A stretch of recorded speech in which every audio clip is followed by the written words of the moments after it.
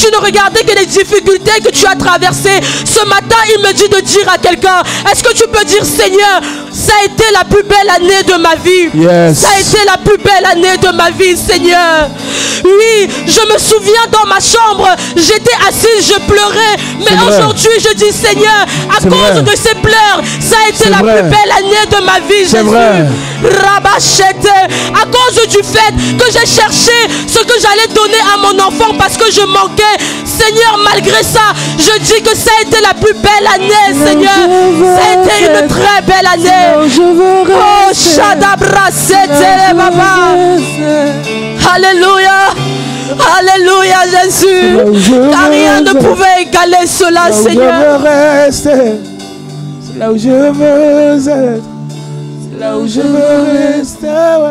C'est là où je veux être. C'est là où je veux rester. C'est là où je veux être. Plus près de toi, c'est là où je veux rester. C'est là où je veux être. C'est là où je veux rester. C'est là où je veux être. C'est là où je veux rester. Alléluia. Est-ce que tu peux acclamer ton Jésus? Est-ce que tu peux acclamer ton Jésus? Eh non, est-ce que tu peux faire mieux pour ce Dieu-là?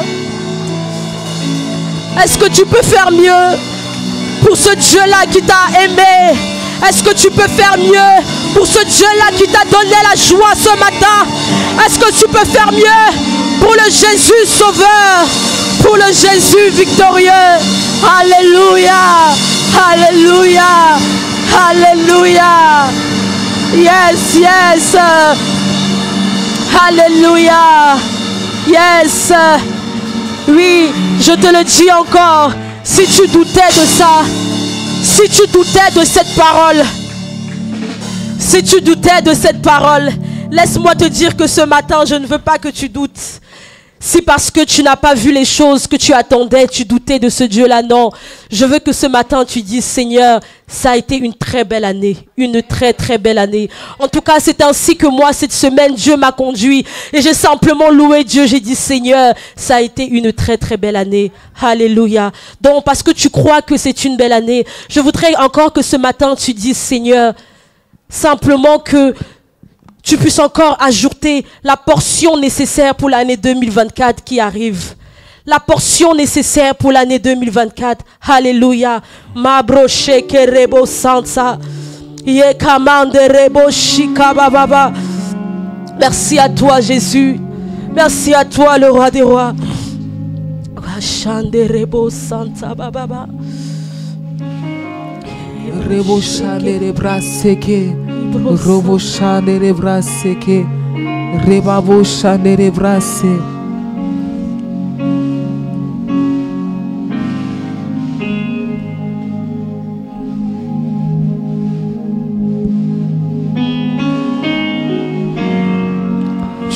Malgré cette année, comme l'a dit notre bien-aimé, notre sœur, l'Éternel a été bon pour nous. Yes.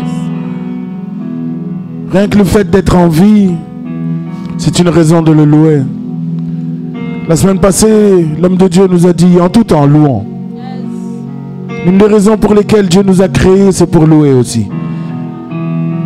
Alors ce matin, il reste juste quelques jours avant la fin d'année et qu'on passe à une autre année numérique. J'aimerais qu'on puisse réaliser que l'Éternel a été bon. Et mon âme te loue. Et mon âme t'adore. On peut chanter ensemble. Et mon âme te loue. Car nul n'est comme toi. Car nul n'est comme toi. Malgré tout, rechantons mon âme te loue. Et mon âme te loue. Et mon âme t'adore. Et mon âme t'adore. Et mon âme te loue. Et mon âme te loue. Alléluia. Car nul n'est comme toi. Car nul n'est comme toi. C'est un chant nouveau. C'est un chant nouveau qui monte dans mon cœur, qui monte dans cœur. Un cantique d'amour. Un cantique d'amour. Pour mon seul, pour mon seul.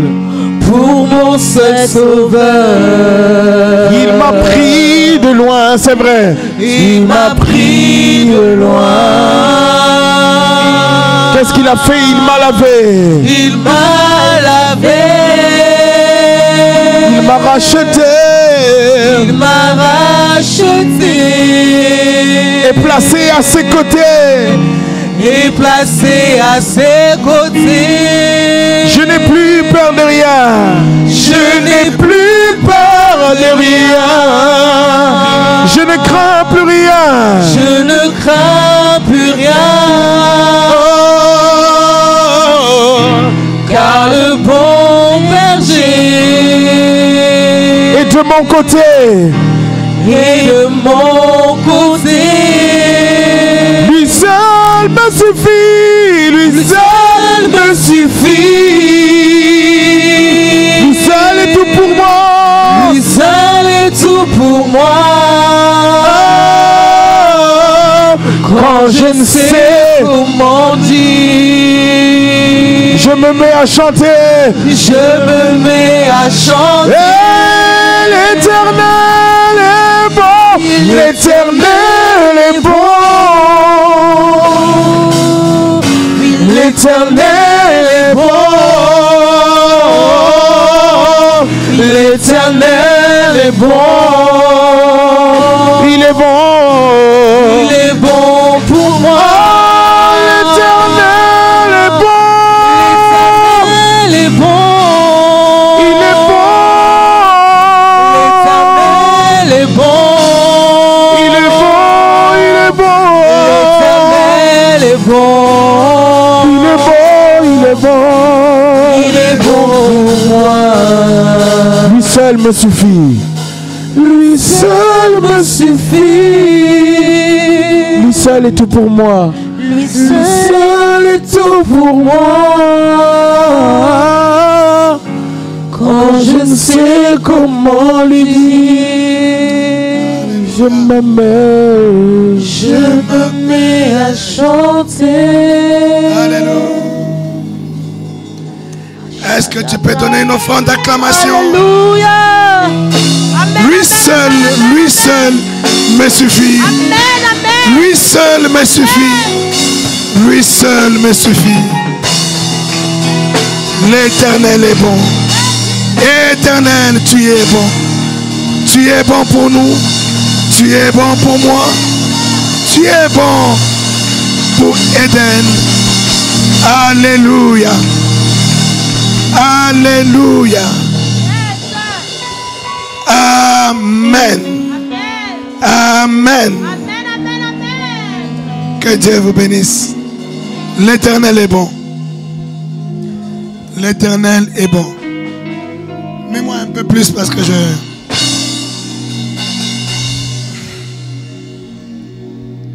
j'ai un problème de gorge depuis une semaine. Depuis une semaine, je parle le moins possible. Sans effet. Je ne prends même pas le téléphone. Je prends le téléphone que quand c'est urgent ou important. Je suis en train de m'étonner moi-même que je puisse parler maintenant comme ça. Pas plus tard que hier, j'étais devenu aphone. Mais l'Éternel est bon. Amen. Dis-le à ton voisin, l'Éternel est bon. Répète-le encore, l'Éternel est bon. L'Éternel est bon. Amen. Je vais revenir un peu sur ce qu'on a vu le dimanche dernier. Le dimanche dernier, on reprend le psaume 137. Psaume 137. Tu peux lire le premier et le deuxième verset.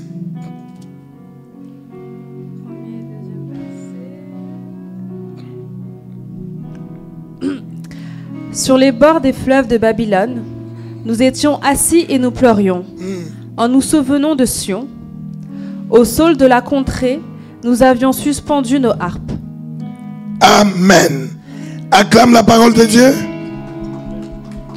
Acclame bien.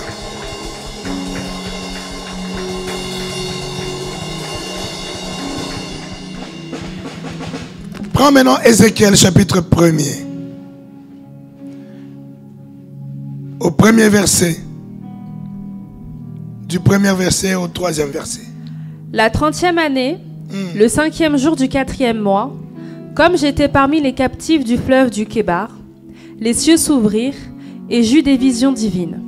Le 5e jour du mois, c'était la 5e année de la captivité du roi Joachim. La parole de l'Éternel fut adressée à Ézéchiel, fils de Buzi, le sacrificateur, dans le pays de Chaldéens, près du fleuve du Kébar, et c'est là que la main de l'Éternel fut sur lui. Amen. Acclame encore la parole du Seigneur. Pour la parole, tu peux faire mieux.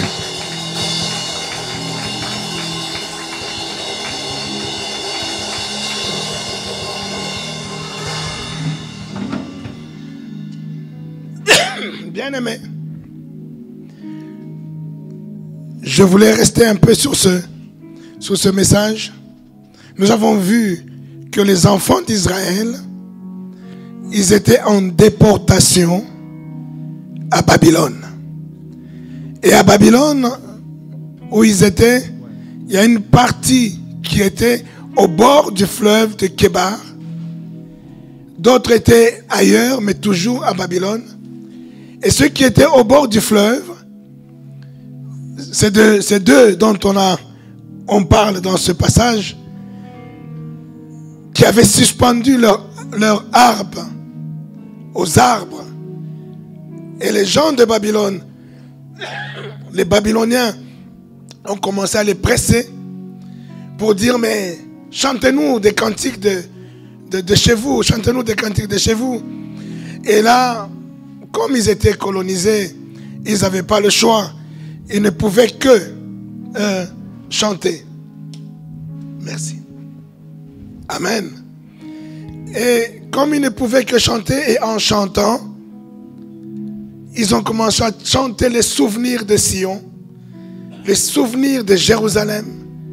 Et quand tu chantes des souvenirs comme ça de ton pays, les souvenirs de quelque chose qui t'appartient, quelque chose que tu aimes, quelque chose qui est dans tes reins, dans tes tripes, ça devient de la louange, ça devient de l'adoration.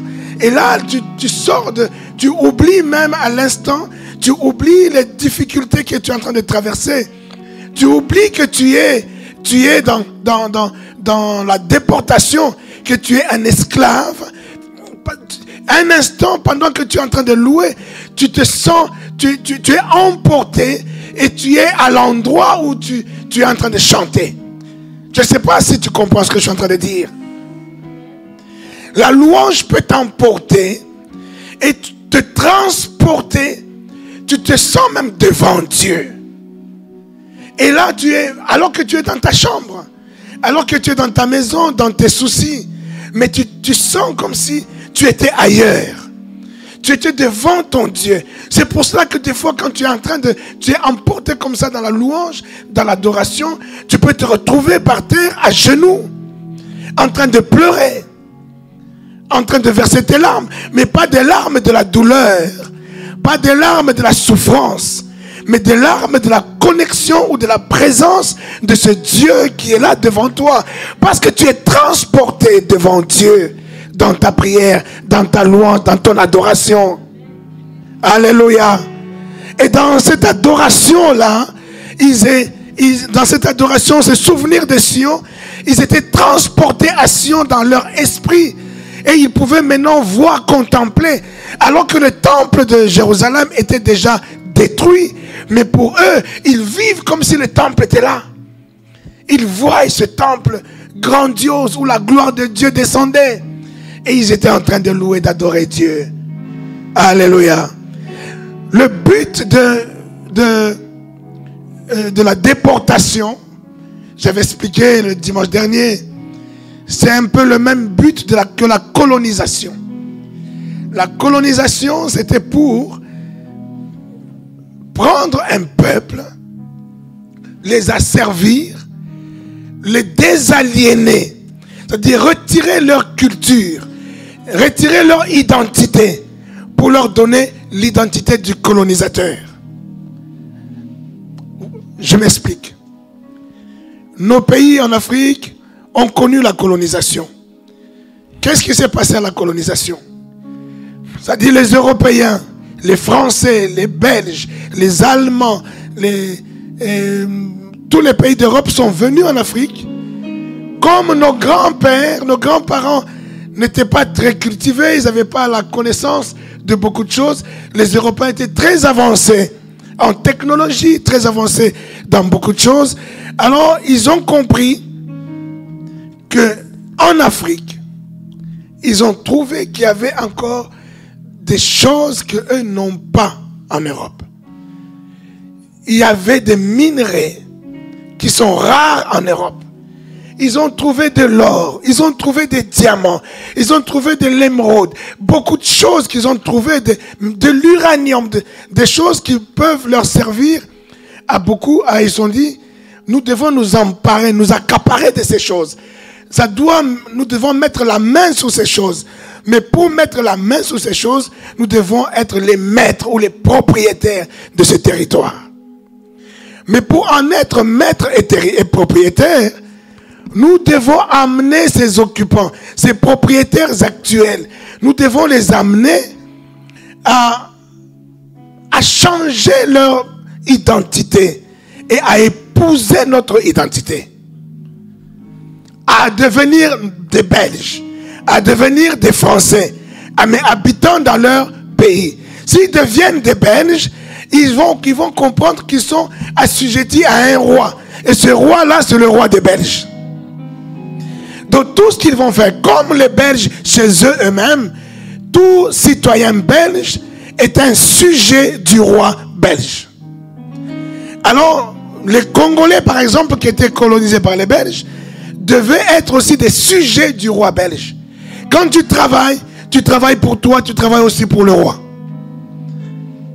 Est-ce que quelqu'un me suit? C'est ça le but de la colonisation. C'est comme ça que tu vas voir qu'ils ont commencé dans cet exercice d'aliénation, cet exercice de nous déraciner de notre culture pour que nous puissions prendre la culture ou épouser l'identité du colon. Ils ont commencé par changer même les noms des villes. C'est pour ça que tu vas trouver des villes comme la ville où je suis né, qui s'appelait Jadoville. Jadoville, ce n'est pas un nom congolais. La capitale du Congo, qui aujourd'hui s'appelle Kinshasa, et s'appelait Léopoldville. Les grandes villes comme Elisabethville. Au Gabon, tu verras, jusqu'à aujourd'hui, il y a les villes du Gabon, c'est des noms français. Alléluia. C'était une opération d'aliénation. La ville, elle s'appelait autrement. Elle s'appelait Kalina. Mais tu te dis non, ça ne s'appelle plus Kalina. Ça s'appelle maintenant Léopoldville. Toi, tu t'appelais Mambweni. Désormais, tu ne t'appelles plus Mambweni. Tu vas t'appeler Elisabeth. On a interdit, on nous a même arraché les noms de famille pour nous donner les noms du colon, les noms venant de l'Europe. C'est pour ça que tu t'appelles Christian, et tu t'appelles Edith. Ces noms-là, ce n'est pas des noms de chez toi. Ce n'est pas des noms congolais. Ce sont des noms qu'on nous a donnés par le colon. Dans cette opération de désaliénation, de te sortir de ton identité pour que tu épouses l'identité qu'ils veulent te donner. S'il te le dit comme ça, à partir d'aujourd'hui, je ne veux pas que tu puisses réfléchir en tant que Congolais. Tout ça, c'est pas possible, ça ne passera pas. Mais la manière de le faire, c'est de t'amener dans des circonstances, de t'amener, faire poser des actes et des faits dans ta vie. Ce sont ces actes et des faits qui vont t'aider toi-même à te sortir toi-même de ton identité pour épouser leur identité. Quand ils te changent le nom, toi-même tu t'appelles comment? Je m'appelle Rufin. Toi-même tu es en train de changer ton identité petit à petit en t'appelant toi-même par le nom qu'on t'a donné par le colon. Alléluia. Ça c'est la colonisation. Mais la colonisation, comme je disais la dernière fois, et la déportation avaient à peu près les mêmes buts. Mais le but de la déportation du temps de la Bible, pour eux, ils étaient, quand ils vous colonisent, ils vous prennent, ils vous amènent chez eux. C'est chez eux que vous allez apprendre leur culture, à parler comme eux. On vous interdit même de parler votre propre langue. On vous oblige à apprendre la langue de chez eux. Et là maintenant, une fois que vous aurez intégré leur propre culture, ils peuvent maintenant vous ramener sur vos terres. Et ça peut être, peut-être que c'est même pas toi qui avais été tiré de ta terre, mais ce sont tes pères, tes parents. Mais toi tu es né en captivité. Et là après on te prend, toi qui es né en déportation, on te ramène sur la terre de tes parents. Comme ça, sur cette terre-là, tu seras quelqu'un qui va travailler là avec la culture du colon. C'est comme ça qu'a commencé aussi ce qu'on appelle la traite négrière. Où on a pris nos arrière-grands-parents, on les a amenés aux États-Unis, aux Caraïbes, et ainsi de suite. Et quand on les amène là-bas, on lui dit, tu t'appelles comment? Je m'appelle Kunta Kinte. Alors désormais tu ne t'appelles plus Kunta Kinte, tu t'appelles Williams, je ne sais pas quoi là. John Williams. Et si on t'attrape, tu es en train d'écrire quelque part que mon nom Kunta Kinte, on va te torturer jusqu'au jour où tu vas oublier même que tu t'appelais Kunta Kinte. Tellement tu seras torturé. C'est pour, encore une fois, c'était pour désaliéner, enlever l'identité que tu as. Parce que nos noms, surtout nous les Balouba de chez nous, on n'était pas bêtes du tout. Hein. Parce que nos noms étaient des noms qui rappelaient tes racines, qui rappellent ton identité, la racine de ton identité. Vous allez voir que les Balouba, généralement, ils avaient des noms kilométriques. Ils vont t'appeler Kankenza, Milumbu, Wakachala, il y a des Wa dedans. Les Wa là, ça veut dire qui vient d'eux. Et lui aussi qui vient d'eux. Il peut y avoir dans le même nom d'une seule personne deux Wa. Le premier Wa, c'est le Wa qui vient de ton père. Le deuxième Wa, c'est le Wa qui vient du père de ton père. Pour que tu gardes la généalogie, tu gardes la racine, d'où tu viens. Les Arabes, ils avaient la même chose. Même les Juifs, le Bin, quand tu entends un Juif qui s'appelle Bin Laden, par exemple, les Arabes, Bin Laden. Bin ou Ben, ça veut dire fils de. Et ça, on met ça dans le nom pour que la famille ne perde pas. Ne perde pas la racine, ne perde pas la culture d'où elle vient, l'identité. Alléluia. Oh, le colon, son but, c'était justement de briser cette identité, de couper cette racine, de te couper de la racine, pour que tu oublies qui tu es, tu ne saches plus qui tu es, pour qu'il te donne maintenant une nouvelle identité. Et on est en train de voir cela dans la vie des enfants d'Israël. Déportés, ils sont à Babylone, on fait tout pour les déraciner. Mais la chose, ceux qui ont oublié, ceux qui ont fait ce manigance-là de déracinement, ils ont oublié que leur laisser la harpe, c'est les ramener dans leur identité. C'est activer la manette pour qu'ils retrouvent leur identité. Alors qu'eux, ils ont besoin de les désaliéner, de couper de leur identité. Mais ils leur ont donné l'arme, ils ont donné la clé pour qu'ils retournent dans leur identité. Et donc ils ont commencé maintenant à chanter, à louer Dieu, en se souvenant de Sion. Et là, l'identité refait surface. Alléluia. Tu dois connaître ton identité. Là, je ne parle pas de l'identité de ton père et de ta mère. Je parle de ton identité en tant qu'enfant de Dieu. Tu es né de nouveau en Jésus-Christ. Tu es une nouvelle créature. Il t'a donné une nouvelle identité. Tu dois apprendre à rentrer dans cette identité d'enfant de Dieu. Cette identité qui change tout. Tu n'es plus lié aux malédictions familiales. Tu n'es plus lié aux limitations ancestrales. Tu n'es plus lié aux limitations territoriales. Tu es lié maintenant au royaume des cieux. Le royaume du Père céleste de notre Seigneur Jésus-Christ. Quand tu es connecté à ce royaume-là, ton identité maintenant va t'amener même dans la louange.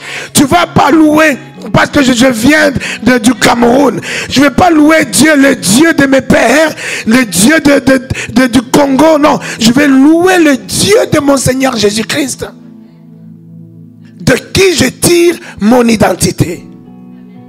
Alléluia. C'est pour cela, bien-aimé de Dieu, même dans les cantiques, dans les louanges que nous chantons à l'église ou en tant que chrétiens, la vraie louange, les vraies adorations ne donnent pas de morale aux gens. Ce n'est pas des cantiques pour enseigner les gens, frère, dans la vie.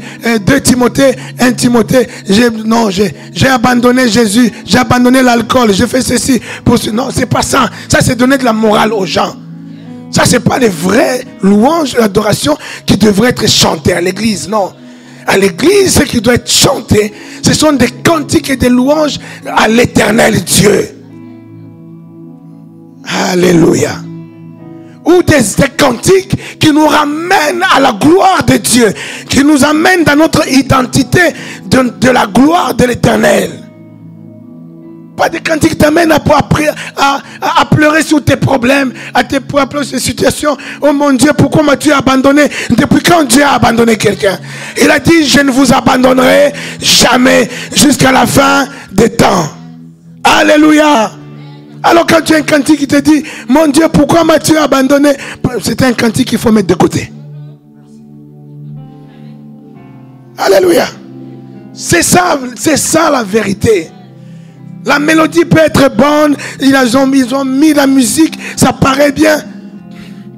Il y a beaucoup, je peux vous dire, il y a beaucoup de cantiques de Paix à son âme, de Marie Moussam que je n'écoute pas. Que je ne connais même pas. Parce que je n'ai jamais voulu écouter ni connaître. Et pourtant, beaucoup de gens aiment ça. Mais parce que les gens, ils aiment bien s'apitoyer sur leur sort. Quand tu vas prier, Nzambo, yo, Nzambo, donc Dieu, qu'est-ce que tu m'as fait? Tu m'as laissé où, Dieu? Tu m'as fait. Alors les gens se retrouvent. Ah oui, moi, Nzambo, yo. Tout le monde pleure là. Vous trouvez dedans. Vous êtes en train de vous apitoyer sur votre sort. Ça, ce n'est pas de l'adoration. Ce n'est pas de la louange. Alléluia. Alléluia. Tu dois être enraciné dans ton identité.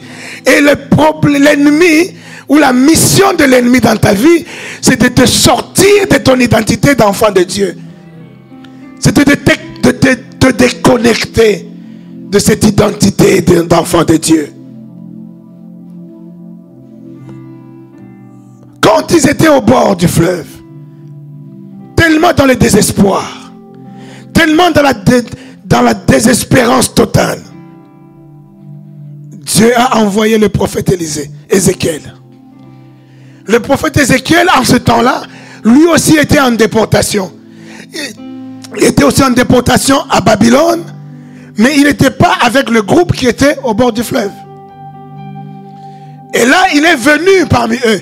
C'est pour ça qu'il dit, j'étais au milieu de ceux qui étaient au bord du fleuve de Kébar. Donc il est en train d'expliquer ce qu'il a vécu quand il est venu au milieu des déportés du fleuve de Kébar. Ces gens-là qui avaient suspendu leur harpe. Et c'est là que l'Éternel l'a saisi. L'Éternel a commencé à lui parler. L'Éternel a commencé à avertir le peuple au travers du prophète Ézéchiel. J'aime ce que Dieu dit à Ézéchiel. Dieu, dans Ézéchiel, est en train de dire, Ézéchiel, je te donne un front, une face, un visage dur comme le diamant, afin que tu brises n'importe quelle pierre. Il est en train de dire à Ézéchiel, je te donne une mission. Et ta mission, c'est d'avertir le peuple. Ce que tu diras au peuple, dis-leur la vérité. S'ils écoutent et ils mettent en pratique, ils seront sauvés. S'ils n'écoutent pas, ils seront perdus, condamnés.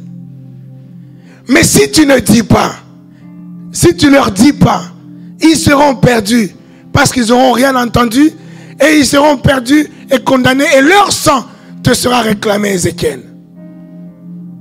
Donc tu as une mission de dire la vérité. Voilà la mission du prophète. Le prophète dit les choses, que ça ne te plaise ou pas. Le prophète te dit la vérité. Cette vérité qui est censée briser la dureté de ton cœur. Qui est censée te ramener là où Dieu a dit que tu étais. Que cela ne te plaise ou pas. Alléluia. Quelqu'un dit, parle-moi prophète. C'est pour ça que les prophètes, nous avons souvent beaucoup de problèmes avec les âmes. Et nous avons aussi beaucoup de problèmes avec nous-mêmes. Quand un prophète commence à jouer entre le tableau pastoral et le tableau prophétique, ça pose des problèmes parce que le tableau pastoral veut que tu te mettes dans la peau des brebis, que tu les comprennes, que tu essaies un peu de les traiter avec beaucoup de sagesse, tu les traites avec beaucoup de tendresse. Mais la peau prophétique va t'amener à être dur, à parler directement au cœur, que ça ne plaise ou pas. Alléluia. Là, je parle d'un esprit de prophète, je ne parle pas de prophétie. La prophétie, c'est autre chose. La prophétie, c'est un don tout simplement de donner des messages, mais je parle du prophète. Le prophète, il te donne la direction. Le prophète, il peut donner la direction de toute l'année. Je donne la direction d'une ville, la direction d'un peuple, d'une église. Et qui n'est peut-être pas ce que l'église avait prévu, mais qui vient de l'Éternel et qui peut même faire mal. Quelqu'un dit Amen. Quand j'avais eu la révélation de quitter Méas pour Éden, c'était un message prophétique. Je ne parle pas de prophétie, un message de prophète.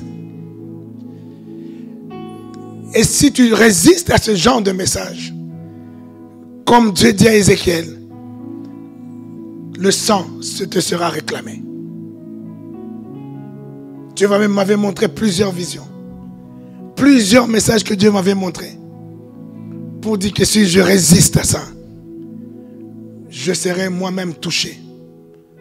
Si pas moi, ça serait même mon père spirituel pouvait être touché. Parce que tout simplement, on n'a pas obéi à ce que Dieu était en train de donner. Alléluia. Bon, c'est pas ça le sujet aujourd'hui. Je voulais que tu comprennes aujourd'hui. Je vais essayer d'être bref aujourd'hui. Je voudrais parler de l'identité. Ton identité est l'objet du combat de ton ennemi. Tout ce que l'ennemi est en train de faire autour de ta vie, c'est pour te sortir de ton identité. C'est pour te désaliéner et te coller une nouvelle identité. Les problèmes que tu es en train de subir, ces problèmes vont te coller à la peau. Et tu vas commencer à t'appeler ce problème-là. Je m'appelle, on me pose la question, comment tu t'appelles? Je m'appelle Mara. Mara qui veut dire amer. Pourquoi tu t'appelles Mara? Est-ce que c'est le nom qu'on t'a donné par tes parents? Non. Mais je m'appelle amer parce que je suis très amer. J'ai perdu mon mari, j'ai perdu. Alors je suis amer, alors appelez-moi amer. Je dis, je prends l'identité de la souffrance que j'ai traversée. Je prends l'identité des problèmes que j'ai traversés. Je le témoigne toujours. Dieu m'a fait grâce. Dieu m'a fait grâce. Parce que les femmes, généralement, ce sont les femmes qui sont les plus enclins à porter l'identité de la souffrance. Ils aiment bien porter l'identité de la souffrance pour un peu se sentir victime. Et quand tu te sens victime, il y a le regard des gens qui sont sur toi, qui te victimisent, et tu te sens bien, et tu es dans ta zone de confort de la victimisation des autres. C'est quelque chose qu'on voit surtout chez les femmes. Pas que, même les hommes, mais surtout chez les femmes. Dis non, ça ce n'est pas moi, Maria, dis-le. Tu as besoin que les gens s'intéressent à toi. Tu as besoin que les regards des gens se tournent vers toi. Qui te disent, oh, qu'est-ce qui t'arrive? Ah, la pauvre. Et quand on dit, ah, la pauvre, vraiment, je ne comprends pas. Je te dis pas, je te raconte pas. Non, raconte-moi. Non, je te raconte pas. Non, raconte-moi. Non, je te raconte pas. Et alors là, tu es...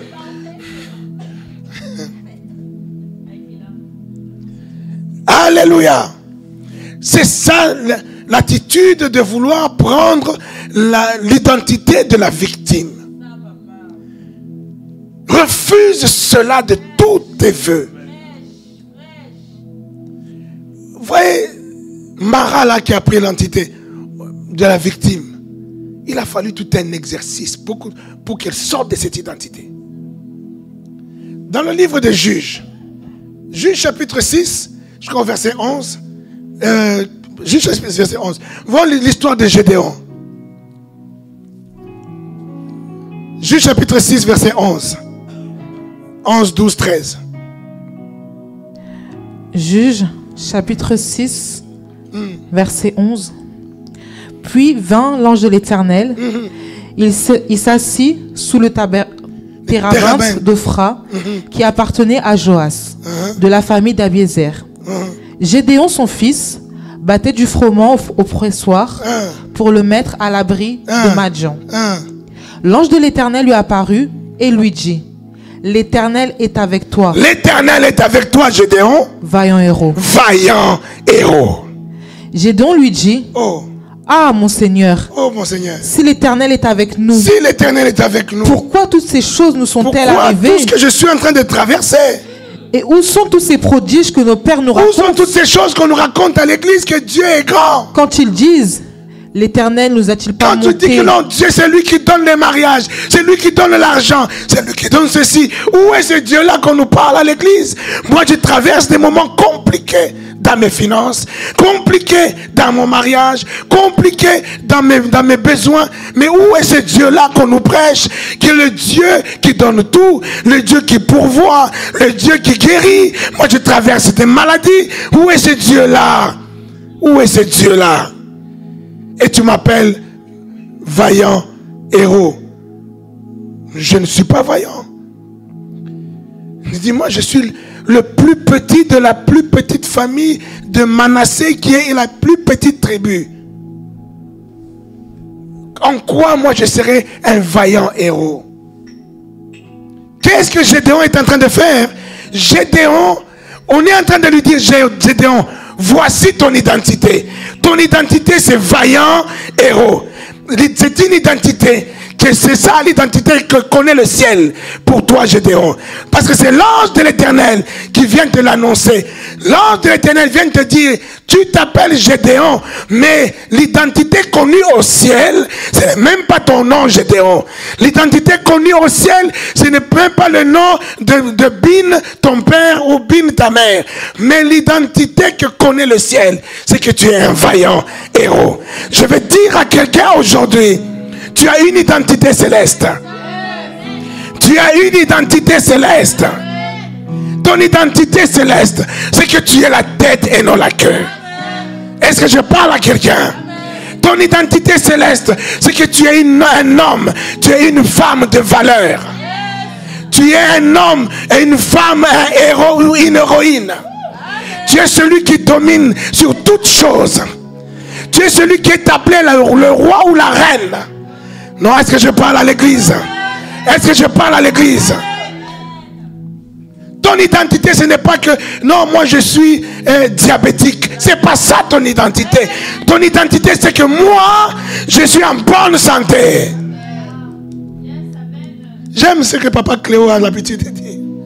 C'est papa Cléo, le papa d'Ézéchiel. Il a toujours dit, si tu dis, Ézéchiel lui dit, papa, je suis diabétique, il dit, non mon fils, ne dis jamais ça.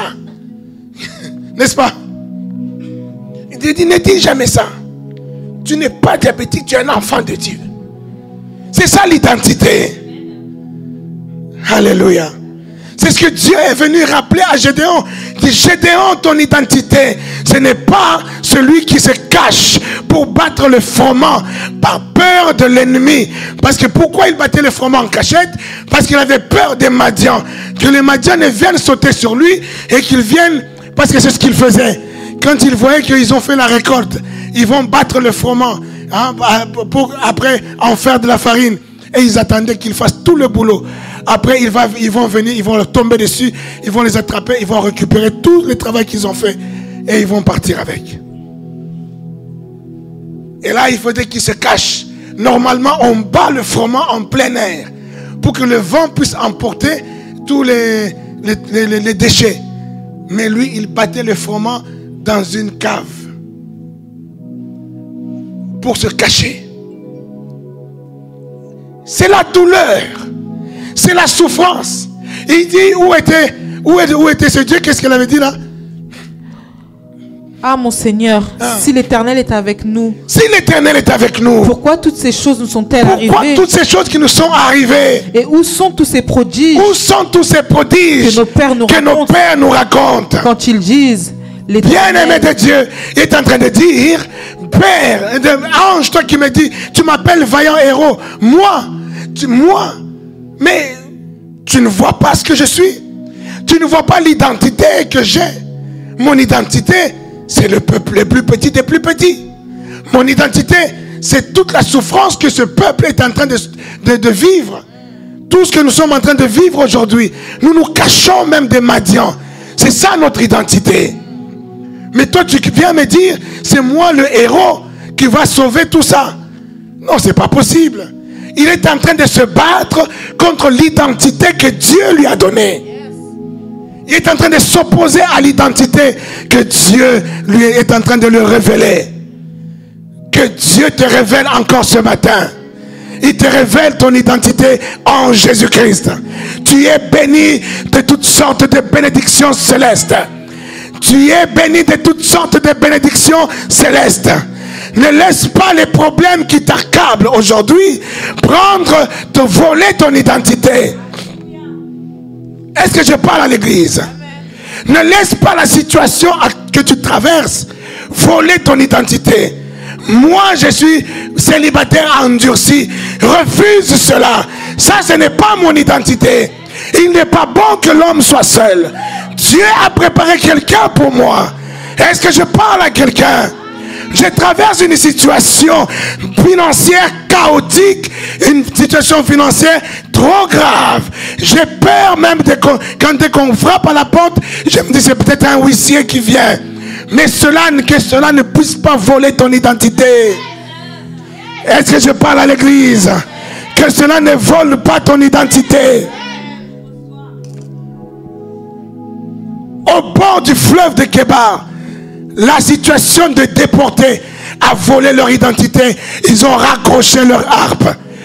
Dans la vie de Gédéon, la situation qu'ils traversaient avec tout le peuple d'Israël qui était sous domination, sous occupation de Madian, a volé leur identité. Ils se sont retrouvés minables. Mais Dieu, le véritable Père, le Dieu qui est bon, celui qu'on a appelé ce matin, Dieu est bon pour moi, il est bon pour toi.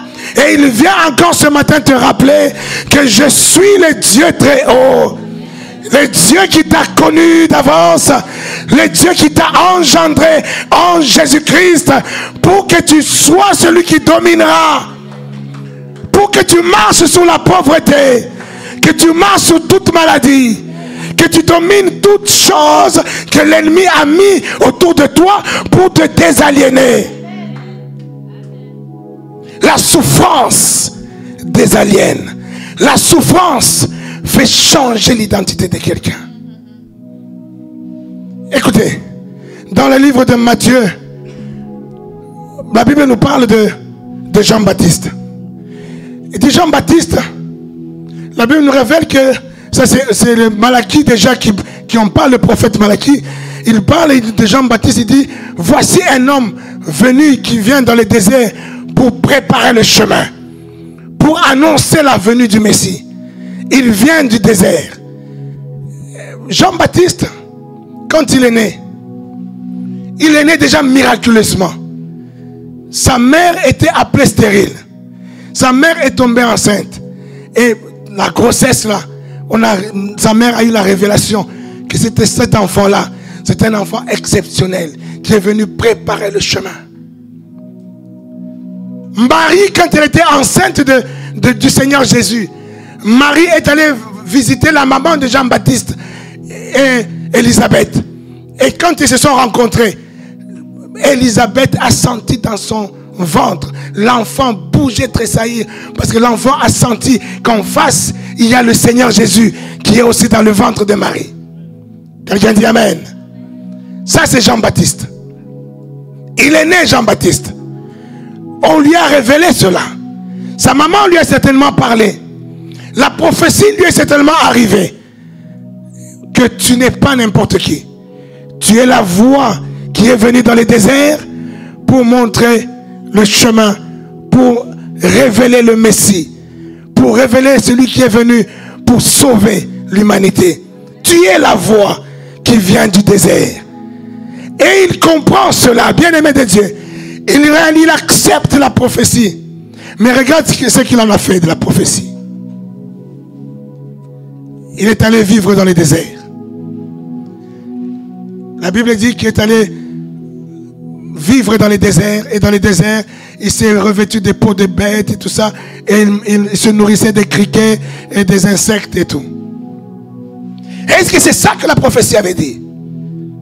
La prophétie avait dit une voix qui vient du désert. Mais la prophétie, quand tu ne la comprends pas, quand tu ne la décortiques pas, quand tu ne laisses pas l'esprit t'ouvrir les yeux pour comprendre et discerner la prophétie, tu peux même prendre la prophétie à la lettre, alors que ce n'est pas ça que la prophétie était en train de révéler. Quand la prophétie était en train de dire qu'une voix venue dans le désert, c'est parce que depuis le prophète Malachie qui avait révélé ces choses jusqu'à la venue de Jean-Baptiste, ça fait une grande période, une longue des années. Ça fait combien d'années? 400 ans je pense, je me trompe. 400 ans. Pendant 400 ans où il n'y a plus eu de prophète en Israël. C'était le désert. Que Dieu te bénisse ma fille. Tu as compris la révélation. C'était le désert. Mais c'est un désert prophétique. Et dans ce désert-là, qu'une voix est née. Cette voix, c'est lui, Jean-Baptiste, qui vient pour annoncer maintenant. En fait, c'est une voix prophétique qui est venue pour annoncer la venue de Christ. Dans un temps de désert, dans un temps où il n'y a plus eu ni prophète, ni juge, personne ne recevait la révélation de Dieu pendant 400 ans. Un pays qui a toujours été conduit par des prophètes, des juges, des rois, toujours conduit par des hommes révélés. Mais voilà une grande période de disette, une grande période de désert prophétique. Et celui qui devait venir, il devait venir pour annoncer la venue du Seigneur Jésus. C'est lui, Jean-Baptiste. C'était ça son identité. C'était ça sa destinée, d'annoncer la venue du Seigneur. Alléluia. Mais voilà que lui-même, déjà il commence par mal comprendre cette prophétie qui était sur lui-même. Lui, il va aller vivre dans le désert. Il n'en était pas obligé. Même s'il n'avait pas vécu dans le désert, il allait révéler ce qu'il devait révéler. Quelqu'un dit amen. Est-ce que quelqu'un comprend cela? Je viens de te donner un élément de l'analyse prophétique profond. Des fois, tu as des songes, tu as des visions, et tu les prends telles quelles. C'est une grave erreur. Il faut toujours demander la lumière du Saint-Esprit pour qu'il t'aide à discerner ce que tu as vu ou ce que tu as entendu. Alléluia. Un homme a dit une chose importante, une chose très importante. Il a dit, écouter la voix de son père spirituel est beaucoup plus important qu'écouter la voix de Dieu. Oh, ça peut te choquer. Parce qu'écouter la voix de Dieu a besoin de discernement, a besoin de compréhension et de sagesse et de lumière. Tu peux écouter la voix de Dieu et tu te trompes lourdement. Mais écouter la voix d'un père spirituel, moi je ne vais pas te parler par des paraboles. Moi je te parlerai par des choses concrètes. Fais ceci, c'est fais ceci. Je ne te dirai pas fais ceci pour que tu fasses autre chose, mais je te dis en parabole. Non. Il n'y a pas d'énigme avec un père spirituel. Il te dira ce qu'il faut au moment où il faut. Alléluia. Mais Dieu te donnera des images, Dieu te donnera des énigmes, Dieu te donnera des songes qu'il va falloir discerner. Et si tu manques de discernement, tu t'écartes. C'est ce qui est arrivé à Jean-Baptiste. Alléluia. Maintenant écoute Jean-Baptiste. On vient maintenant l'arrêter. On le met en prison. En prison, il est en train d'être torturé. Il est en souffrance en prison. La prison n'a jamais été une bonne chose pour qui que ce soit. Et dans la prison, il est dans la souffrance. Et dans cette souffrance-là de la prison, et il sait même qu'on a demandé sa tête. Il sait même que là, on va peut-être me tuer. Et la souffrance est tellement profonde. Et c'est cette souffrance qui commence à conditionner son état d'âme. Et il conditionne son état d'âme d'une manière profonde jusqu'à devenir quelqu'un qui renie son identité. Jean chapitre 1er.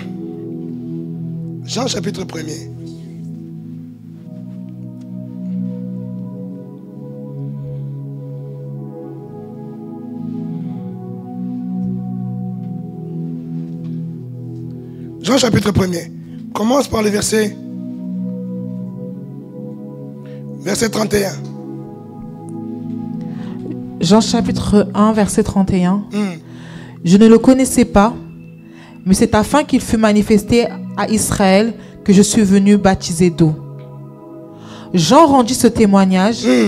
J'ai vu l'Esprit descendre du ciel comme une colombe et s'arrêter sur lui. Il parle de qui? Il parle de qui? Il parle du Seigneur Jésus. Il témoigne, il dit j'ai rendu ce témoignage. Il n'est pas en train de dire je parle de mon songe, ou je parle de ma vision, ou je parle d'une prophétie. Il dit non, je rends ce témoignage. Ça veut dire je rends témoin de quelque chose que j'ai vécu, quelque chose de réel. Et c'est quoi ce témoignage? Et il dit j'ai vu l'Esprit. Oui. J'ai vu l'Esprit descendre du ciel comme une colombe et s'arrêter sur lui. S'arrêter sur lui. Je ne le connaissais pas. Je ne le connaissais pas. Mais celui qui m'a envoyé baptiser d'eau. Celui qui m'avait envoyé, que je serais un baptiseur. C'est pour cela que je baptise les gens dans l'eau. Celui qui m'avait donné cette mission d'être Jean le Baptiste. Celui qui baptise, c'est lui-même qui m'a dit que quand je verrai cela, l'Esprit descendre et s'arrêter, c'est celui qui baptise du Saint-Esprit. Alléluia. Est-ce que tu peux dire un grand amen? Jean est en train de dire, je suis témoin. Cet homme-là, il parle de qui? Il parle de Jésus. Il est en train de témoigner de Jésus. Il dit, j'ai vu l'Esprit descendre comme une colombe sur lui. J'ai vu ce que la prophétie m'avait dit. Que tu verras, je l'ai vu sur lui. Donc c'est lui, le Fils de Dieu. Oui ou non? Maintenant écoute ce même Jean. Continue d'abord, verset 33. Il dit, je ne le connaissais pas, mais celui qui m'a envoyé baptiser d'eau. Celui-là m'a dit, celui sur qui tu verras l'Esprit descendre et s'arrêter, c'est celui qui baptise du Saint-Esprit. Et j'ai vu et j'ai rendu témoignage Je l'ai vu et j'ai rendu témoignage qu'il est le Fils de Dieu. Alléluia. Alléluia. Où est-ce qu'il est en train de dire? Ce qu'il est en train de dire là est justement dans sa destinée. C'est pour cela que Jean est venu sur terre. La mission que Dieu, ou l'identité de Jean, c'était de venir faire ce qu'il est en train de dire. De révéler le Fils de Dieu. Alléluia. De révéler au monde que le Fils de Dieu, c'est lui là. C'est lui qui est venu pour sauver le monde. Le voici. C'était ça la mission de Jean. C'est pourquoi Jean est né. La destinée de Jean, elle était là. Maintenant, regarde, on revient dans Matthieu chapitre 11. Lis à partir du premier verset. Lorsque Jésus eut achevé de donner ses instructions à ses 12 disciples, il partit de là pour enseigner et prêcher dans les villes du pays. Chapitre 2, et verset 2. Jean, ayant entendu parler dans sa prison des œuvres du Christ, lui fit dire par ses disciples. Il envoie ses disciples pour dire au Seigneur Jésus: es-tu celui qui doit venir? Es-tu celui qui doit venir? Ou devons-nous en attendre un autre? Ou devons-nous en attendre un autre? C'est lui-même qui a dit: sur qui j'ai vu et j'ai rendu témoignage. L'Esprit descendre sur lui. Et j'ai rendu ce témoignage que c'est lui le Fils de Dieu.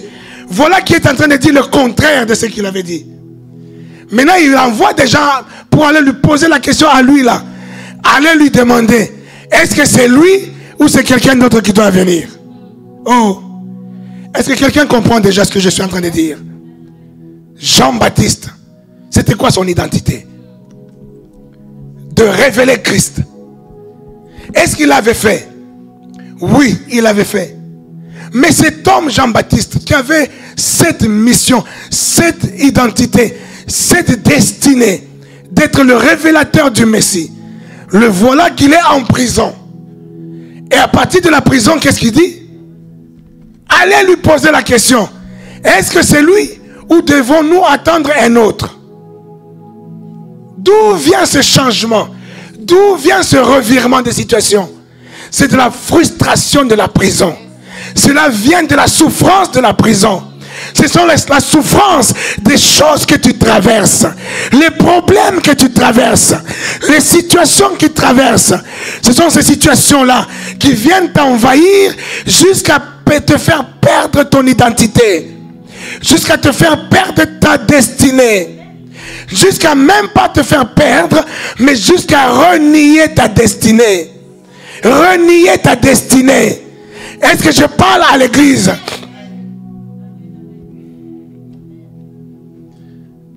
Est-ce que tu comprends ça, te dit? Bruno, tu comprends ça? Comment la souffrance, par la souffrance, le diable qui sait qu'il ne peut pas t'obliger à changer d'identité comme ça. Il ne peut pas t'obliger à te désaliéner, à changer ton nom, à prendre, à épouser le nom que lui veut te donner. Il ne va pas t'obliger, mais il te l'oblige autrement. Il sait qu'aujourd'hui, il ne viendra pas te coloniser. Il ne viendra pas t'amener en déportation pour t'inculquer la nouvelle identité qu'il veut. Mais il te colonise ou il te déporte autrement. Au travers des situations, au travers des souffrances, au travers des prisons, au travers des problèmes, au travers des maladies, au travers des célibats, au travers des choses qui t'accablent, qui te dérangent, qui t'embêtent, qui te pèsent. C'est au travers de ces choses que le diable t'amène maintenant à pouvoir réaliser que non, mon identité a changé. Moi j'étais une grande dame, maintenant je suis qu'une pauvre petite dame. Moi j'étais un homme, un millionnaire. Moi je suis maintenant le minable de celui qui est recherché par tous les huissiers du monde. Moi j'étais. Et là tu commences toi-même. Personne ne te force. Mais c'est la situation que tu traverses qui est en train de changer, en train de te transformer, en train de te transporter en déportation dans une vie qui n'est pas la tienne. Est-ce que je parle à l'église? Est-ce que je parle à l'église? Tu es en train d'être mis en déportation, en colonisation par la situation que tu es en train de traverser. Elle est en train de te coloniser. Elle va changer même ton nom.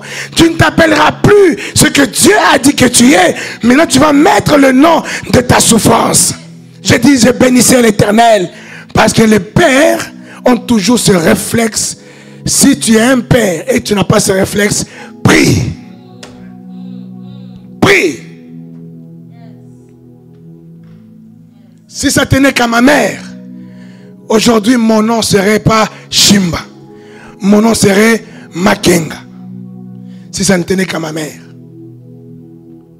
Parce que ma mère, quand elle m'a eu, elle a eu tellement de souffrances, elle n'était même pas sûre que je vivrais.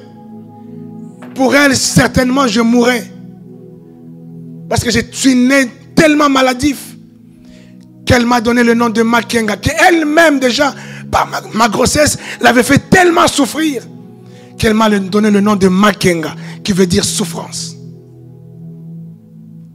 Et mon père, il a dit non, enlève ce nom-là de Makenga. Je lui donne le nom de Shimba. Et Shimba, c'est le nom de ma tribu. C'est le nom du chef de notre arrière-grand-père, le chef de toute la tribu. Et le père, mon père, ne m'a même pas donné son nom à lui. Son nom à lui, c'est Kankenza. Mais il m'a donné le nom du chef, Shimba.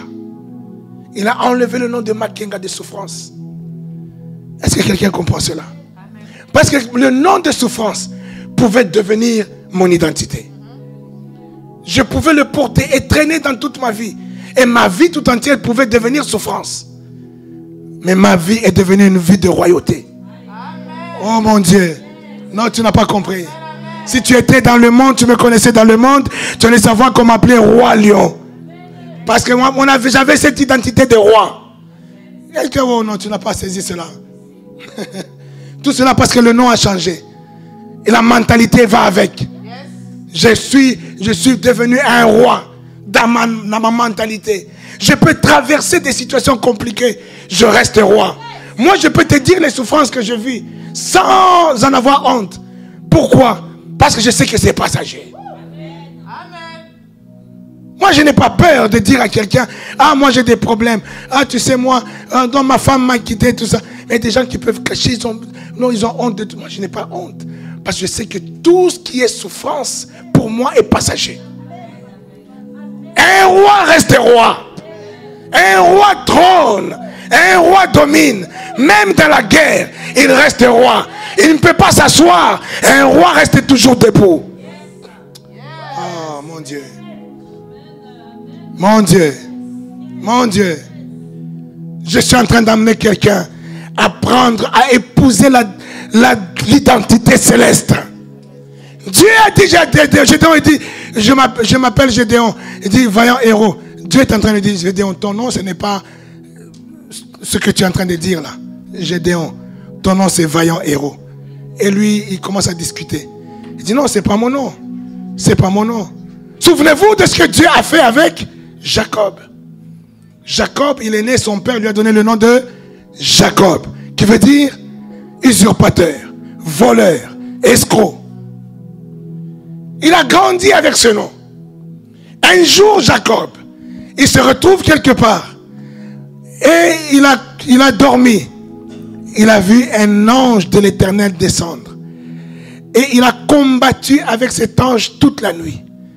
L'ange de l'Éternel, quand on parle de l'ange dans ce sens-là, en fait, on peut parler de la Christophanie. On peut parler de Christ qui était venu, Jésus-Christ lui-même, qui était venu en ce talent avant même que Jésus ne vienne. Amen. Alors, c'est cet ange-là qui est venu voir Jacob. Et Jacob a combattu avec lui toute la nuit. Et au bout de la nuit, Jacob dit à l'ange, je ne te laisserai pas partir. Il s'est agrippé à lui. Je ne te lâcherai pas sans que tu me bénisses. Je ne vais pas te lâcher. Il faut que tu me bénisses. Écoute maintenant la bénédiction que l'ange lui donne. Il lui pose la question, comment tu t'appelles? Il dit, je m'appelle Jacob. Tu t'appelles Jacob. En fait, maintenant, l'ange est en train de te dire, toi, tu t'appelles Jacob. Le monde t'a donné le nom de Jacob. Mais ce n'est pas ça l'identité qui est connue au ciel. Au ciel, on te connaît sous un autre nom. Mais au monde, on t'a donné le nom de Jacob. Alors maintenant, je vais te rétablir dans le nom par lequel tu es connu au ciel. Tu t'appelleras plus Jacob, tu t'appelles maintenant Israël. Oh, dis Amen. Je suis en train de dire à quelqu'un, l'identité que tu portes, qui est peut-être collée par rapport à tout ce que tu as traversé. On va dire, elle là, c'est la dépressive. C'est une identité qu'on t'a collée par rapport à la situation. Ou que tu t'es collé toi-même par rapport à ta situation. Mais Dieu vient te rappeler aujourd'hui que ce qu'on t'appelle toi, c'est pas ce que Dieu t'a appelé au ciel.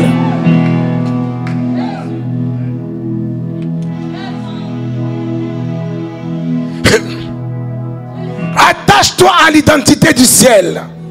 Tu vas restaurer tout ton héritage terrestre. Attache-toi à l'identité du ciel. Comment le ciel t'appelle? Comment le ciel te définit? Que dit le ciel de toi? Ne regarde pas ce qu'avait dit ta mère ou ton père ou ton oncle. Ne regarde pas ce que les hommes, les femmes, ton ex ou t'a dit. Non, regarde ce que le ciel a dit pour toi. Le monde t'a dit tu es un vaurien. Le monde a dit toi tu es un incapable. Le monde a dit toi tu n'as rien. Mais est-ce que le ciel a dit que tu n'as rien? Est-ce que le ciel a dit que tu es rien? Regarde à ce que le ciel te dit. C'est ça l'identité d'Israël. Il dit ce n'est pas moi ça. Ce nom-là de Jacob, je ne le connais pas moi. Dieu est en train de dire, je ne connais pas ce nom que tu me dis là. Moi je t'ai posé la question, quel est ton nom? Mais je m'appelle Jacob. Non, moi je ne connais pas ce nom. Je ne connais pas ce nom. Quel est ton nom? Souffrance, je ne connais pas. Quel est ton nom? Diabétique, je ne connais pas. Quel est ton nom? Pauvreté, je ne connais pas. Quel est ton nom? Est-ce que tu peux m'aider? Tu peux m'aider à donner ton propre nom à toi. Le nom du ciel. Le nom qui t'appartient. Le nom qui est à toi. Le monde est en train de vouloir te coller un nom qui ne t'appartient pas. Un nom qui n'est pas à toi. Refuse ce nom. Porte le nom de roi. Porte le nom de reine. Porte le nom de riche. Porte... Oh mon Dieu, est-ce que je parle à l'église? Est-ce que je parle à l'église? Il dit que les faibles disent je suis fort. Que les pauvres disent. Il n'est pas en train de dire que tu fasses des mensonges. Ce n'est pas un mensonge. Il est en train de te donner l'identité du ciel. Ce que le ciel a dit pour toi, c'est ce que tu dois confesser. C'est ce que tu dois déclarer, parler. Tu ne vas pas confesser le malheur, confesser la maladie, confesser les problèmes. Confesse la gloire de Dieu, même là où tu as des problèmes. Confesse la gloire de Dieu. Yes. L'identité. L'identité. Qui es-tu? Qui es-tu? Nous verrons prochainement, il pose la question. Il dit, Israël, ta mère, qui était-elle? Ta mère, qui était-elle? C'est une interrogation encore pour te ramener aux origines. Pour te ramener au commencement. Au commencement, c'est la mère. Alléluia. Alléluia. Ta mère, c'est celle qui t'a engendré. Et toi, tu es né de qui? Tu es né de qui? Tu n'es plus né de sang, ni de chair, ni d'eau. Mais tu es né de qui? Tu es né d'esprit. Mais de quel esprit? Mon Dieu. De quel esprit tu es né? Ta mère, qui est-elle? De qui tu es né? On peut te tromper de père. Aussi je dis, ton père, qui est-il? Peut-être que ce n'est pas ton vrai père. Mais ta mère, ce qui est sûr et certain, c'est ta vraie mère. Est-ce que je parle à quelqu'un? Est-ce que je parle à quelqu'un? L'identité. Est-ce que tu saisis aujourd'hui l'identité? Je veux que tu prennes maintenant l'autorité. Tu te tiennes debout maintenant. Que tu commences à réaliser combien de fois tu as été volé dans ton identité. Quelles sont les situations qui se sont accumulées autour de ta vie pour te coloniser et te donner l'identité qui n'est pas le tien, qui n'est pas la tienne. Réalise cela. Les problèmes qui t'ont fait changer d'avis sur toi-même. À tel point quand tu te regardes, tu te trouves pas belle, tu te trouves pas beau, tu te trouves pas digne même. Tu as changé ton identité. C'est l'ennemi qui est venu et qui t'a amené petit à petit, situation par situation, qui t'a amené à épouser ce que tu n'es pas. Les médecins peuvent te dire, les médecins te disent une chose, mais toi, qu'est-ce que tu dis que Dieu t'a dit? Commence à proclamer ce que Dieu a dit. Ne proclame pas ce que le médecin a dit.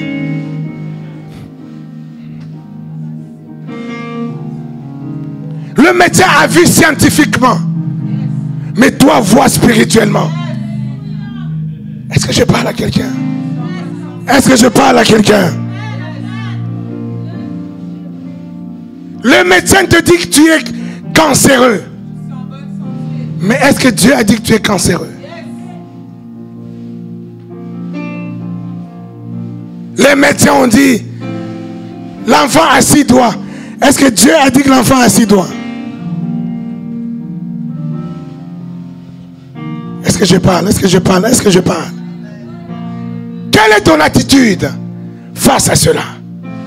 Si tu commences à pleurer, tu commences à murmurer, tu commences à te lamenter, le médecin a dit, ah moi je ne comprends pas. Le médecin a dit, mon Dieu, moi je cours vite à l'église, je vais juste en jeûne et prière. Parce que le médecin a dit, tu es en train d'épouser l'identité du médecin. Refuse cela. Tiens-toi debout. Sois un roi. Marche comme un lion. Et tu seras véritablement un lion. Mon Dieu, tu n'as pas compris. Tu n'as pas compris. Ils ont changé le nom. Le nom de Daniel. Le nom de ses frères. Ils ont changé leur nom pour qu'ils puissent oublier leur identité. Mais Daniel, en secret, ils avaient toujours leur nom. Je m'appelle Daniel. Alléluia. Alléluia. Et c'est parce qu'il avait l'identité. Il a gardé son identité. C'est l'identité de celui qui est né d'un lion. Et celui qui est né d'un lion, c'est un lion. Et quand on lui dit, si on t'attrape en train d'adorer ton Dieu, oh, tu seras livré au lion. Alors il dit, oh, donc ils vont me livrer à mes frères. Donc moi ça ne me gêne pas, je continue mon identité. Je continue à adorer mon Dieu. Ils n'ont qu'à m'attraper et à me livrer à mes frères. Nous allons taper une bonne causerie avec mes frères, les lions. Et ils l'ont attrapé. Ils l'ont mis dans la cage au lion. Ils ont ouvert. Le roi dit, mais qu'est-ce qui se passe? J'ai l'impression qu'il y a quelqu'un qui est en train de parler avec les lions là-dedans. Oui, c'était le lion Daniel qui était en train de parler avec les lions. Est-ce que je parle à un lion? Est-ce que je parle à un riche? Est-ce que je parle à un riche? Oh mon Dieu, oh mon Dieu. Cette année 2024, c'est l'année où tu vas retourner dans ton identité. L'année où tu vas reprendre l'identité. L'identité que Dieu t'a donnée. 2024, tu marcheras sur tous les mensonges de l'ennemi. Tu vas dominer sur tous les mensonges de l'ennemi, sur ta propre vie. Prends le contrôle de ta propre vie. Prends la dimension, ma fille. Reçois ton miracle, reçois ton miracle. Je t'accorde ce miracle-là. Ma brochai taharaboshe. Yenda robo satabro. Meka prota kabroche tere kabababa. Yanda bossa bereboshe. Mon Dieu, mon Dieu. Le Dieu des miracles. Le Dieu des miracles. Le miracle, c'est ton partage. Le miracle t'appartient. Yanda brochata rekaya baba baba. Moïta sayatare. Hey. Un chant de délivrance. Mon Dieu, mon Dieu. Devant mes ennemis. Mon Dieu. Et toutes mes craintes. Alléluia. S'enfuient. Commence à prier maintenant. Prie d'une manière décisionnelle. Je récupère mon identité. Je refuse tous les mensonges de ma vie. Je refuse toute la collaboration diabolique qui détruit mon identité. Qui détruit mon identité céleste.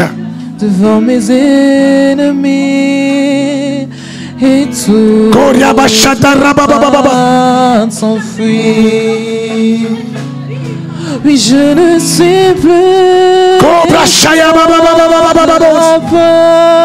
Yes. Je suis enfant de Dieu. Oh Jésus. Oui, je ne suis plus. Je ne suis plus esclave de la vie. Esclave de ce monde. Je suis enfant. Je suis.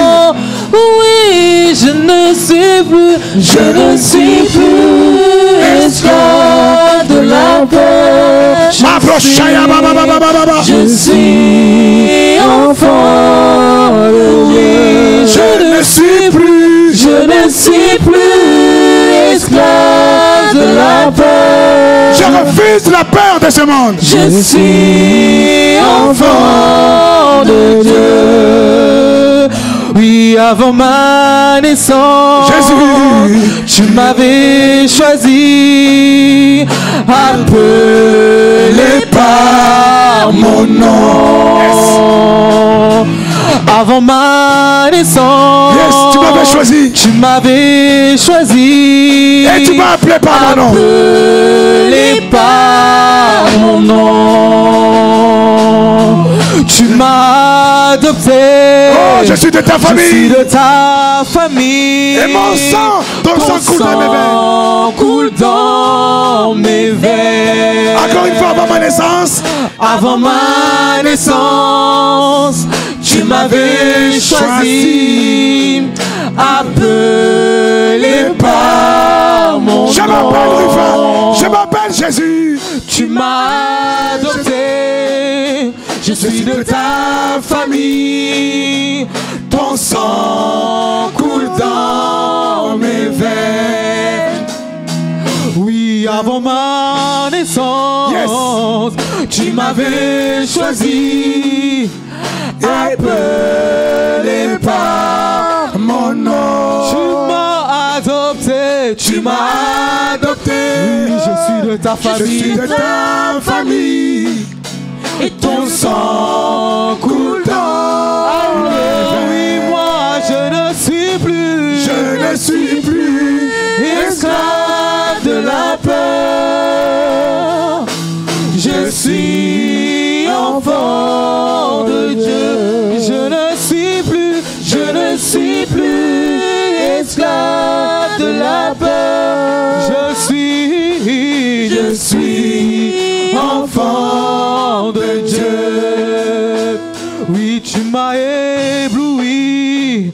Oui, par tes mélodies.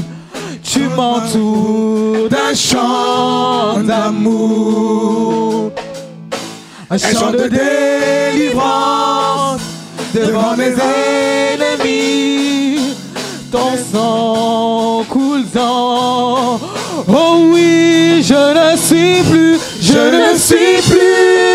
esclave de la peur. J'ai choisi d'être enfant de Dieu. Je refuse, je ne suis plus. Non, non, non, non, non, non, non, non, non, non, non, je suis enfant. Non, non, non, je ne suis plus esclave de la maladie, de la pauvreté, de la médisance. Oh oui, je ne suis plus des réclamations de la maladie, de la pauvreté. Je suis enfant de Dieu. Nous élevons nos mains. Koria bashanda reka baba baba baba. Mabro soto roboshe. Yenderebo sakabro kababa baba babo. Yanda saka reka ya baba baba. Commence à parler à ton Dieu. Dis-lui, je me répands ce matin. J'ai épousé une identité qui n'était pas à moi. J'ai été nourri au biberon qui n'est pas de ma nature. J'ai mangé du pain qui n'est pas de ma nature. Je me répands ce matin. Désormais, je vais marcher la tête haute. Je vais récupérer mon identité. Je suis né pour adorer. Je suis né pour louer. Je suis né pour des grandes choses. Je suis né pour des prodiges et des miracles. Je suis né pour être le témoin. Je suis né pour être le sel de ce monde. Je suis né pour être la lumière qui éclaire ma famille, qui éclaire mon entourage. Je ne suis pas né pour être la risée. Je ne suis pas né pour être celle qui est la moindre. Mais je suis né pour être la tête et non la queue. Je me répands ce matin. Je me répands ce matin d'avoir perdu mon identité. Je me répands ce matin de m'être appelé minable, de m'être appelé maladif, de m'être appelé stérile. Je me répands ce matin. Je me répands ce matin. Koria bashata reka baba baba. Mabro sayanda rebo sheke. Keya sata bro sata baba. Cobra sande brocheya baba baba bos. E masaka bro shata reka baba baba bos. Alléluia. Alléluia. Alléluia. Mon Dieu. Alléluia. Et Dieu est là, Dieu est là, Dieu est là. Sa présence est... Oh mon Dieu, mon Dieu, mon Dieu. Mon Dieu. Zambiwanye. Sa présence est tellement là que ça me pousse à l'appeler dans ma langue maternelle. Chilobuanye. Chimakinda wanye. Kabro shayaba satabro sataka. Kabro sabro. Il vient changer, il vient restaurer l'identité de quelqu'un. Eh! Kabro sayaba baba baba baba. Kabro sapro sap. C'est fort, c'est fort. Il vient restaurer l'identité de quelqu'un ce matin. Tu es passé, tu es en train de passer un moment de doute, un moment de déséquilibre profond, dans ton plus profond, dans ton intérieur. Tu es en train de traverser une situation de doute, d'interrogation, d'aliénation, de renoncement même.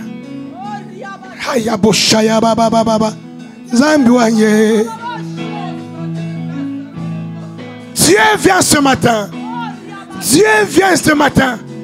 Il te tient par la main. Il te retourne à lui. Il te ramène à ton identité primaire.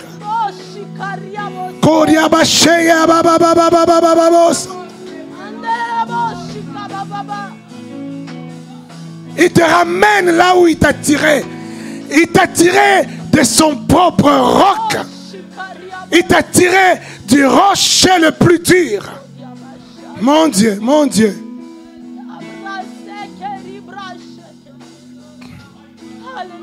Shando Korea baba baba baba baba. Yaba sandare kababa baba. Mabro sabro shakta kabre. Mon Dieu, mon Dieu, mon Dieu. Reçois ta part. Reçois l'esprit qui te restaure. Reçois l'esprit qui te restaure. Reçois l'esprit qui te restaure. Qui restaure tout ce qui est à toi. Qui restaure ta relation avec lui, le Père. Qui restaure ton identité. Qui restaure toutes tes bénédictions. Qui restaure ta vraie nature. La nature céleste. La nature céleste. Au nom de Jésus. Au nom de Jésus. Au nom de Jésus. Que l'assemblée dise un grand Amen.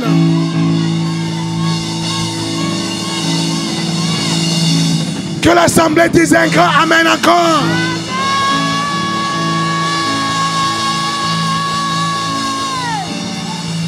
Que l'assemblée dise Jésus. Dis encore Jésus.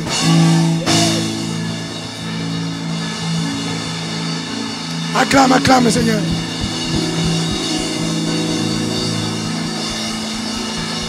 Alléluia.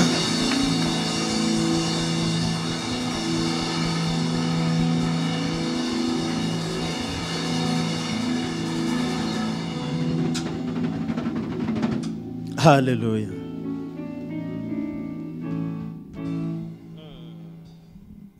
Alléluia. Merci Seigneur. Est-ce qu'on peut, on peut prier juste une minute. Merci Seigneur. Merci oh Dieu. Merci Seigneur. Merci pour ta bonté. Merci pour ta bonté. Merci pour ta bonté. Et tes bontés, mon Dieu. Oh, tes bontés sont infinies. Tes bontés n'ont pas de fin, Seigneur. Merci pour tes bontés, Seigneur. Merci pour Rabashike. Sandarababoko Rababashanda. Ekabarabo Sokande Shikerebose. Yabakarababa Sandarabashike. Merci, Seigneur. Merci, mon Dieu. Alléluia. Est-ce que tu peux acclamer le roi des rois, le Seigneur des seigneurs?